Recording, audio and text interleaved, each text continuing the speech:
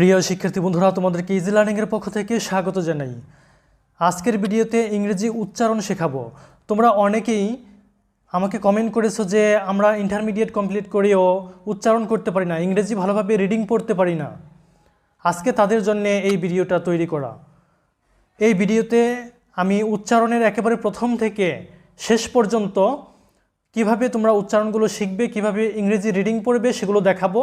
তো এখানে তোমাদেরকে এই সিরিজে কয়েকটা ভিডিও দেব, মানে উচ্চারণের একেবারে শুরু থেকে শেষ পর্যন্ত যাতে উচ্চারণ ভালোভাবে করতে পারো, ভালোভাবে যাতে রিডিং পড়তে পারো, সেজন্যে কয়েকটা ভিডিও দিব।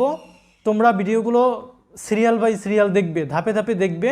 আমি স্টেপ বাই স্টেপ তোমাদেরকে শেখাবো কিভাবে ইংরেজি উচ্চারণ সঠিকভাবে করতে হয়। আজকের ভিডিওটি হচ্ছে এই সিরিজের প্রথম ভিডিও, অর্থাৎ আজকের ক্লাসটি হচ্ছে প্রথম ক্লাস।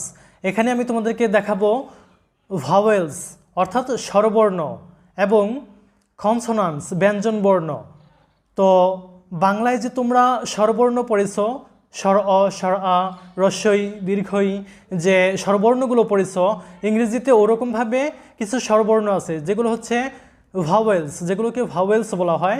মূলত ইংরেজিতে 5টি ভাওয়েলস বর্ণ আছে। সেগুলো হচ্ছে এই, ই, আই, ও এবং ইউ। এই 5টি বর্ণ থেকে বেশ কয়েকটি সাউন্ড আসে, স্বরবর্ণের সাউন্ড আছে, এবং আরও কিছু সেমি ভাওয়েলস রয়েছে, আরও 2টি সেমি ভাওয়েলস রয়েছে, যেমন ডাব্লিউ এবং ওয়াই। এই দুটো সেমি ভাওয়েলস এই কারণে বলা হয়, এগুলো মাঝে মাঝে ভাওয়েলের মতো সাউন্ড দেয় এবং ভাওয়েলসের কাজ করে, স্বরবর্ণের কাজ করে। তো এই 5টি এই, ই, আই, ও, ইউ, এই 5টি ভাওয়েলস ব্যতীত বাকি সবগুলো লেটার বা বর্ণ হচ্ছে কনসোনান্টস বা ব্যঞ্জন বর্ণ। তো আজকের এই ভিডিওতে আমি তোমাদেরকে ভাওয়েলস এবং কনসোনান্টসগুলোকে শেখাবো।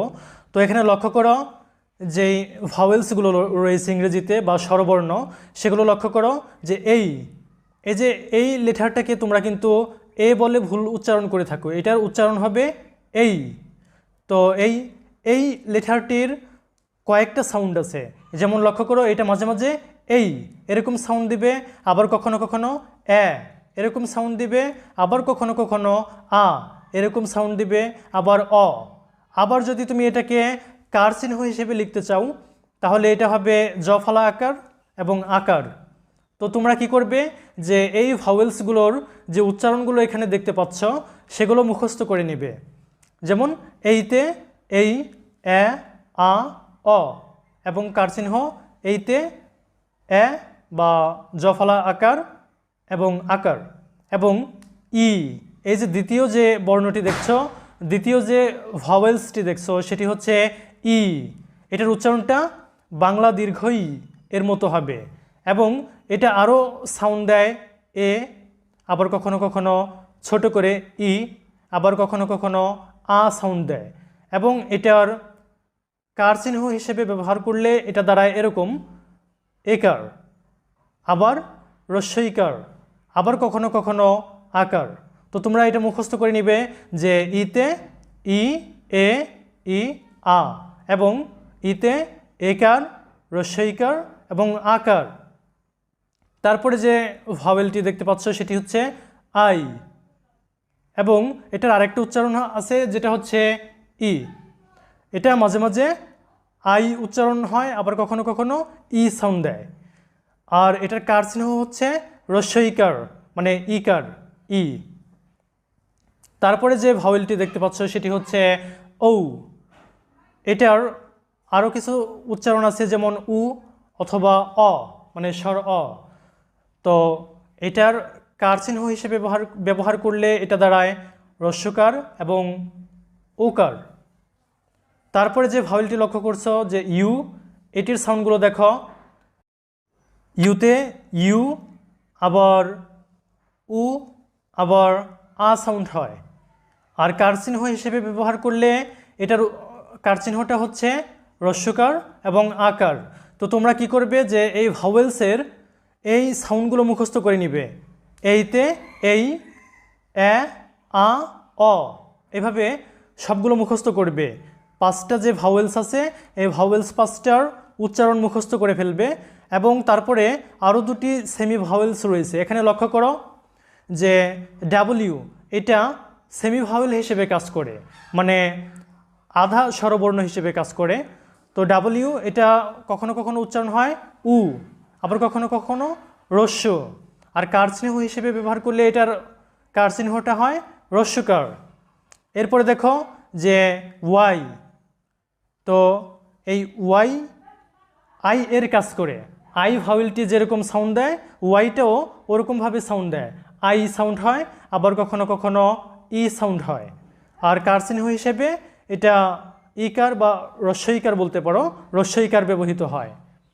এছাড়াও লক্ষ্য করো যে ডাবল ও এটা উ সাউন্ড দেয়, আর কার চিহ্ন হিসেবে এটার কার চিহ্নটা হচ্ছে দীর্ঘকার।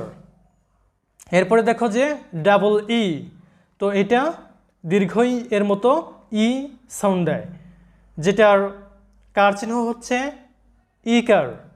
তো এই ভাওয়েলস বা স্বরবর্ণের উচ্চারণগুলো তোমরা মুখস্থ করে নেবে এবং তারপরে দেখো যে কনসোনেন্টস বা ব্যঞ্জন বর্ণ, এই ব্যঞ্জন বর্ণের উচ্চারণগুলো আমি তোমাদেরকে দেখাচ্ছি। যে আর হ্যাঁ, তোমরা যদি না জানো যে কনসোনেন্টস কাকে বলে বা ব্যঞ্জন বর্ণ কাকে বলে, সেটা আবারও বলছি যে 5টা ভাওয়েলস ব্যতীত বাকি সবগুলো বর্ণ হচ্ছে কনসোনেন্টস। তো এখানে কনসোনেন্টস বা ব্যঞ্জন বর্ণের উচ্চারণগুলো লক্ষ্য করো।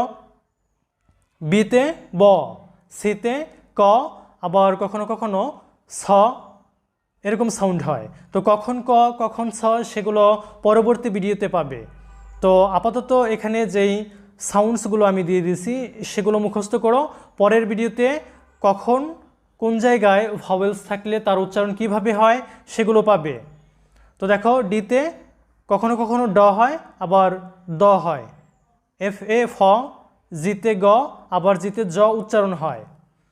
তো এখানে লক্ষ্য রাখবে যে সিতে ক আবার সিতে ছ, যখন সি এর পরে ওয়াই ই অথবা আই থাকবে তখন সি এর উচ্চারণটা ছ এর মতো হবে, অন্য সব ক্ষেত্রে সি এর উচ্চারণটা ক হবে। যেমন উদাহরণস্বরূপ দেখো সেন্ট, এখানে সির পরে ই আছে যার কারণে সির উচ্চারণটা ছর মতো হয়েছে সেন্ট। সাইকেল, লক্ষ্য করো সাইকেল, এখানে সাইকেলের মধ্যে সির পরে ওয়াই থাকার কারণে সি এর উচ্চারণটা ছ এর মতো হয়েছে। আর বাকি সব ক্ষেত্রে মনে রাখবে যে সি এর উচ্চারণ ক এর মতো হবে। যেমন উদাহরণস্বরূপ দেখো খ্যাট, সি এই টি খ্যাট, এখানে সি এর পরে এই থাকার কারণে সি এর উচ্চারণটা ক এর মতো হয়েছে। এরপরে দেখো জি, জি এর পরে যখন দেখবে ওয়াই ই অথবা আই আছে তখন জি এর উচ্চারণটা সাধারণত জ এর মতো উচ্চারণটা হয়।